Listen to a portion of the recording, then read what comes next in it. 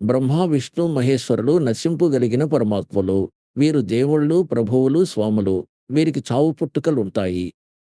దీనికి రుజువు శ్రీమద్ దేవీ భాగవతము అంటే దేవీ పురాణము, గీతా ప్రెస్ గోరఖ్పూర్ ప్రకాశితము సచిత్ర మోటా టైప్ 3వ స్కందము 123వ పేజీలో విష్ణు భగవానుడు స్వయంగా చెప్పాడు తన తల్లితో, నీవు శుద్ధ స్వరూపిణివి.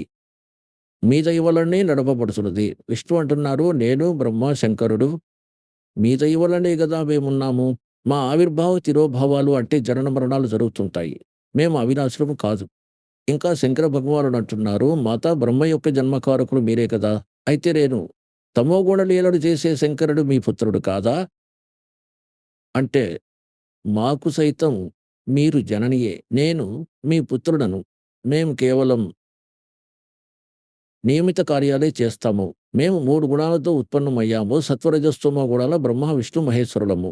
మేము కేవలము నియమిత కార్యాలు మాత్రమే చేస్తాము. ఎవరి రాతలో ఏది ఉందో అదే ఇవ్వగలము. ఇందులో ఎటువంటి మార్పులు చేయలేము. శ్రీ దేవీ మహాపురాణంలో కొన్ని శ్లోకాల్లో ఈ భగవానుల పూర్తి లీలను దాదాపు స్థితినంతా క్లియర్ చేసింది, స్పష్టం చేసింది. కాన్సెప్ట్ అంతా క్లియర్ అయింది. వీరు నశించువారు. దుర్గాదేవి ఈ ముగ్గురికి తల్లి. సత్వరజస్తమో గుణాల బ్రహ్మ, విష్ణు, మహేశ్వరులు వీరే. ఇంకా ప్రకృతి అని దుర్గాదేవిని అంటారు. ఇంకా వీరు నియమిత కార్యాలు మాత్రమే చేయగలరు. అంటే నారాయణుడే పరమాత్ముడు.